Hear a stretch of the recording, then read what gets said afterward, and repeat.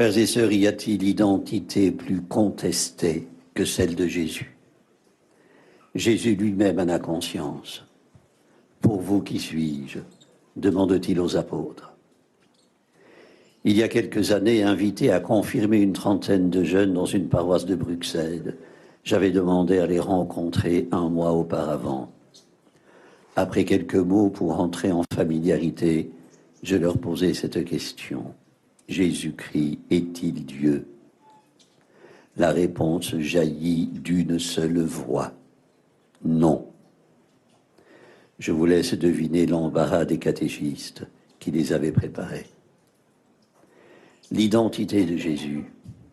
La confession de Pierre est les clés de l'Église qu'il reçoit. Ce qui n'en fait pas un concierge du paradis. Relisez la prophétie d'Isaïe dans la première lecture de ce dimanche. C'est la thématique de l'évangile de ce jour. Jésus fait le point. Il pose deux questions aux apôtres sur la façon dont les foules le voient, sur celle dont eux-mêmes l'identifient. Réponse. Les gens ne voient en lui qu'un prophète qui doit revenir. Quant aux disciples, ils ont déjà répondu lors de l'épisode de la barque et de la marche de Jésus sur les eaux du lac de Tibériade.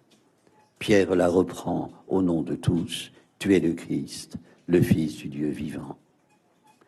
Frères et sœurs, aujourd'hui, pour ceux du moins qui n'ont pas rayé Jésus de l'histoire, son envergure spirituelle et morale est reconnue, mais il n'est qu'un sage parmi les sages, un phare de l'humanité.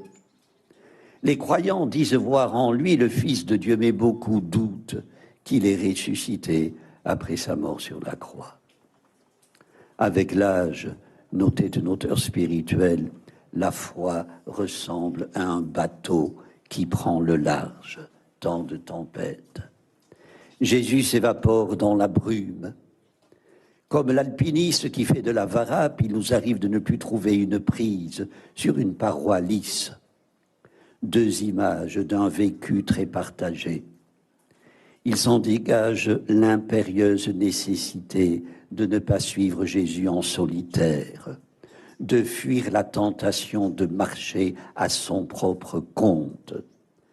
Parce que, disait Benoît XVI aux jeunes rassemblés à Madrid pour la Journée mondiale de la jeunesse en 2011, le risque est grand de ne jamais le rencontrer ou de finir par suivre une image fausse de lui. Il est notre risque, frères et sœurs, tout aussi menaçant. Se contenter d'admirer Jésus au lieu de chercher à l'imiter. Se comporter en spectateur et non en témoin de l'Évangile. Combien de fois nous disons que nous voudrions une Église plus fidèle à l'Évangile, plus proche des gens, plus prophétique et missionnaire, mais ensuite, concrètement, nous ne faisons rien. Notez le pape François. Beaucoup parlent, commentent, débattent, mais peu témoignent. Les témoins ne se perdent pas en paroles, dit le pape, ils portent du fruit. De ces témoins, le calendrier liturgique nous offre deux exemples de haute volée. Sainte Monique, dont nous célébrons aujourd'hui la fête, et son fils Saint Augustin, que nous célébrerons demain. Augustin a suivi un chemin de foi peu ordinaire. Il a commis bien des erreurs. Après avoir longtemps goûté au bien de ce monde, recherché le prestige, la gloire dans la carrière, et seulement récolté la tristesse et l'échec, il a finalement découvert que celui qu'il cherchait était en dedans de lui, alors que lui, Augustin, était en dehors de lui-même. De telle sorte que ce n'est pas lui qui l'a trouvé après l'avoir cherché, mais c'est Dieu qui l'a cherché et trouvé. Frères et sœurs, cette recherche passionnée est une grâce que saint Augustin doit aux prières de sa mère.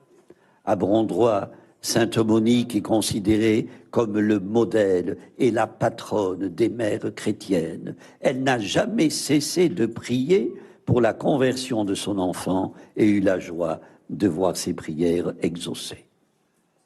Aussi vrai que vous vivez, lui dit un jour un évêque, le Fils de larmes comme les vôtres, ne saurait périr.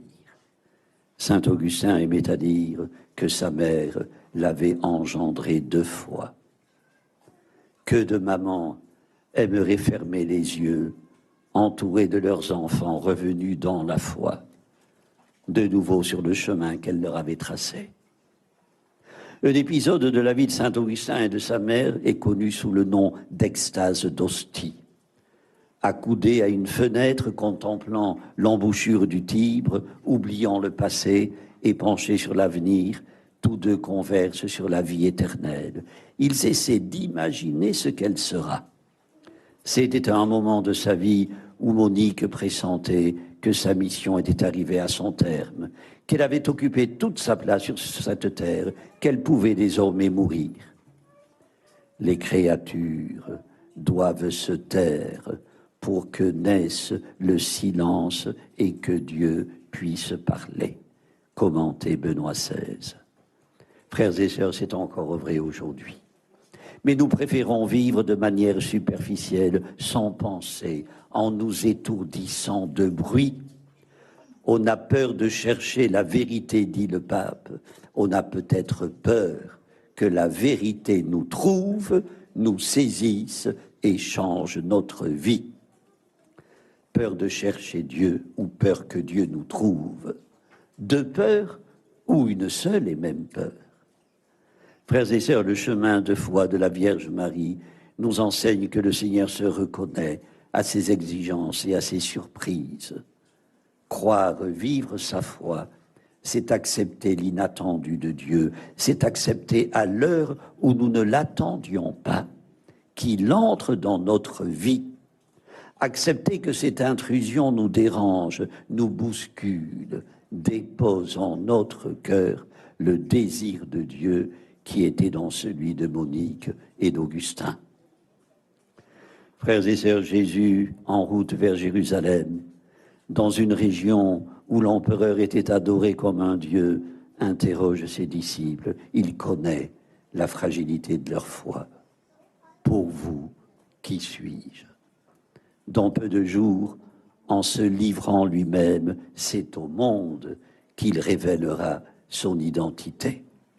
Elle sera à jamais une question de foi. Amen. Prions le Seigneur. Ô Dieu, qui avait eu pitié des larmes de sainte Monique et qui avait accordé à ses ardentes prières non seulement la conversion de son Fils, mais son éclatante sainteté, faites que nous vous implorions pour nos enfants avec tant de foi et d'humilité que nous obtenions comme elle leur salut et notre propre sanctification. Nous vous en prions par Jésus, le Christ, notre Seigneur. Le Seigneur soit avec vous. Que Dieu Tout-Puissant vous bénisse, le Père, le Fils et le Saint-Esprit.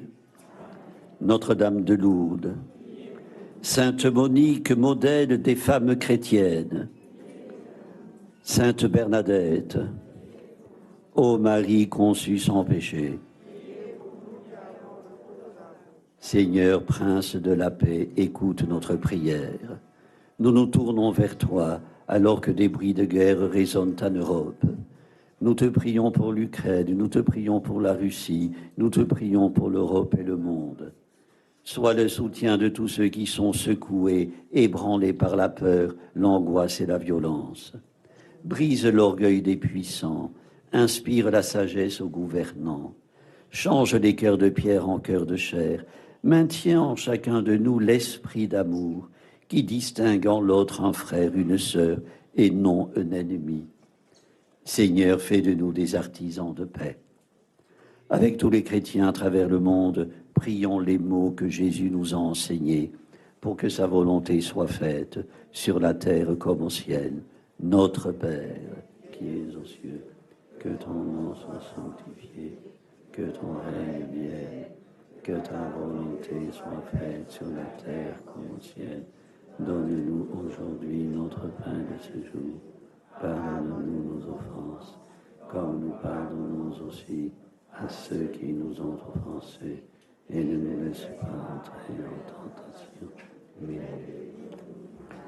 Ô Vierge Marie, le peuple chrétien, à Lourdes vous prie, chez vous il revient.